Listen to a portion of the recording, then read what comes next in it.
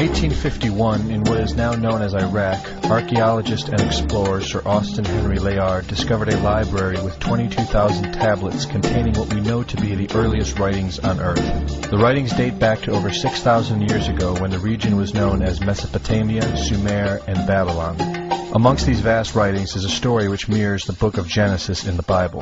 It tells a story of a great flood which reshaped the face of the planet Earth and all of her inhabitants. It tells a story of a tower built and the creation of the spoken word.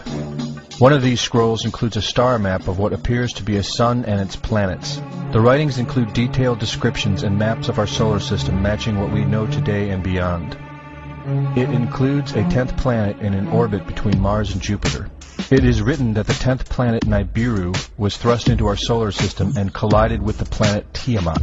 The remaining bulk of Tiamat over time became Eridu, the Earth as we know it, and the rest of her became the asteroid belt. In retrograde to the other 9 planets, Nibiru took orbit around our Sun in a long ecliptic or apogee.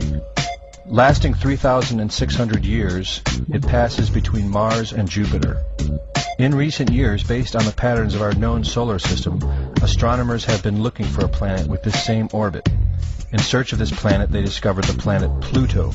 The search continues. According to the ancient texts, this detailed information was given to them by the Anunnaki, or those who from heaven to earth came. They described the Anunnaki as a reptilian race of gods which came to the earth in fiery ships from their home planet of Nibiru, the 10th planet. It is written that these Anunnaki came to the earth to mine gold and other elements to serve in protecting the atmosphere of their distant home planet. After a workers' revolt, the Anunnaki rulers began to genetically alter Cro-Magnon man to create a slave race, resulting in the human race.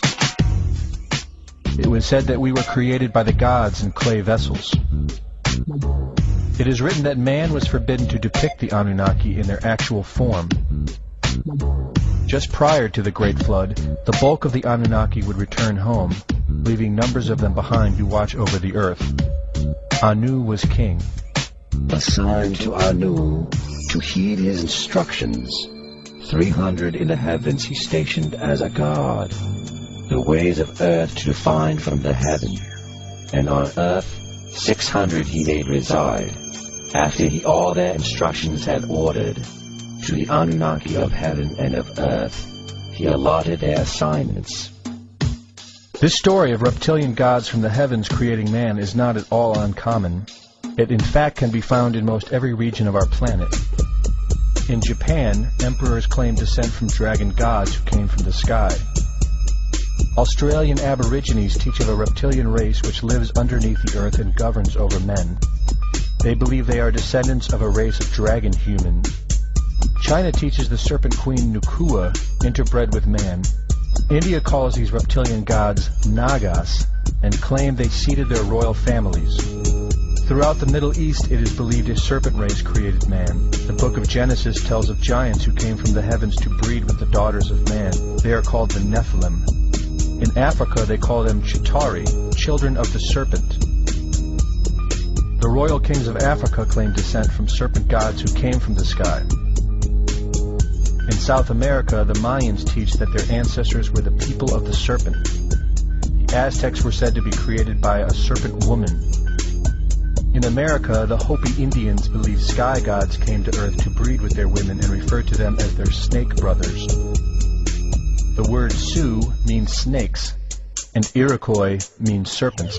It seems the only places you will not find this historical story is where the history has been methodically destroyed. The descendants of King Anu in Sumeria and Babylon can be traced throughout time.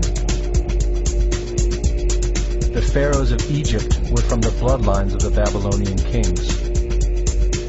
The rulers of the Roman Empire can be traced to Egyptian hierarchy. All throughout Europe, the royal families can be traced back to the great Roman emperors. 34 of the presidents of the United States are directly descended from European royalty, with the remaining 8 who are only closely related to these same bloodlines. In 1934, President Franklin Roosevelt placed the Great Seal, originally created in 1782 by the Freemasons, on the dollar bill. Represented in the Great Seal is a pyramid and the all-seeing eye, known to be used by the elusive society, the Illuminati. Strung together in conspiratorial confusion are secret societies such as the Illuminati, the Freemasons, and the Bohemian Club.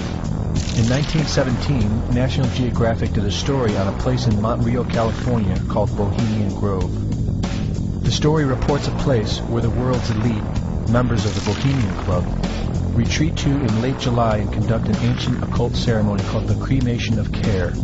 Every year in July, the world's leaders, media moguls, and members of the World Bank spend 2 weeks of what is known as a men-only retreat at the Grove. In the year 2000, BBC television show World of Wonder infiltrated Bohemian Grove with hidden cameras and aired the video on the BBC. The video shows the large mass of men donning red and black robes and once again conducting the Cremation of Care ceremony. The altar is at the base of a 200-foot owl, the Babylonian symbol of the god Moloch, the god of human sacrifice. In the video, a body is delivered upriver to the altar where it is set on fire. Upon being aired, members of the Bohemian Club reported that the ceremony is a put-on, merely done for entertainment and fun.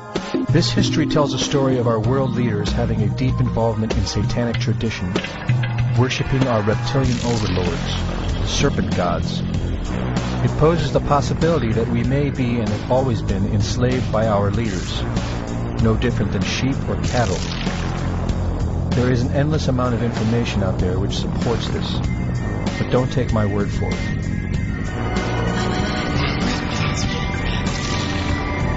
Well, son, a funny thing about regret is that it's better to regret something you have done than to regret something you haven't done. By the way, if you see your mom this weekend, be sure and tell her, Satan! Satan! Satan!